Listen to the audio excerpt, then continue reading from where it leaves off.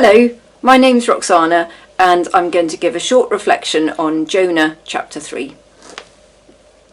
Then the word of the Lord came to Jonah a second time.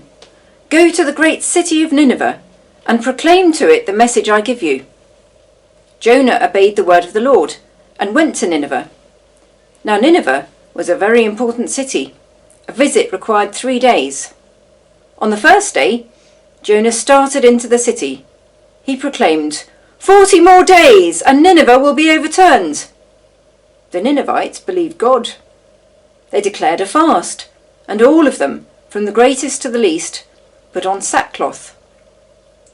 When the news reached the king of Nineveh, he rose from his throne, took off his royal robes, covered himself with sackcloth, and sat down in the dust. Then he issued a proclamation in Nineveh.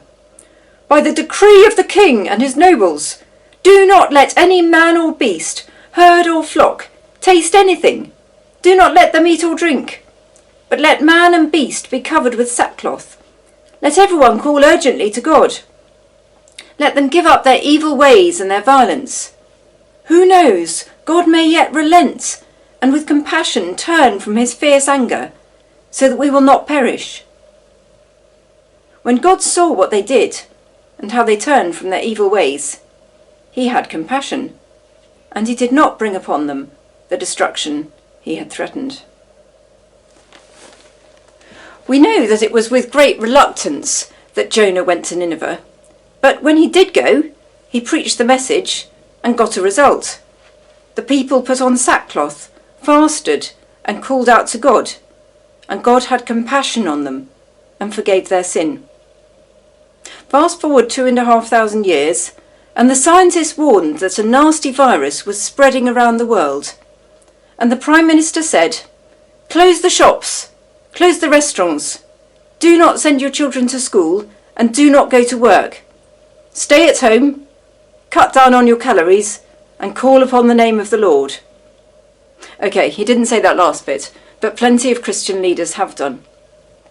The first lockdown was announced during Lent last year, and now, nearly a year on, we are in another lockdown. We're getting a bit fed up, but are we still calling out to God? Many of us are asking God to protect us, to help the doctors, the scientists and the policymakers, to save our nation and to save our world. We're placing great hope in the vaccines that have been developed. Some of us are just sitting tight until we've all been vaccinated and can go about freely again.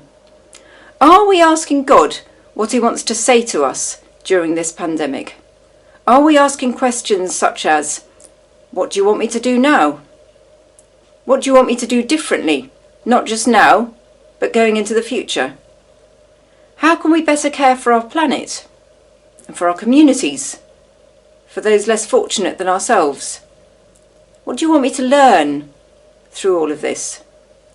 How can I become more like Christ and walk more closely with him?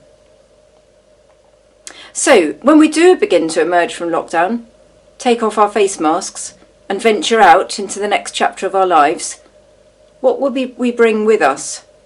What will we have learnt from the months of staying at home, waiting and facing whatever challenges we've had to deal with?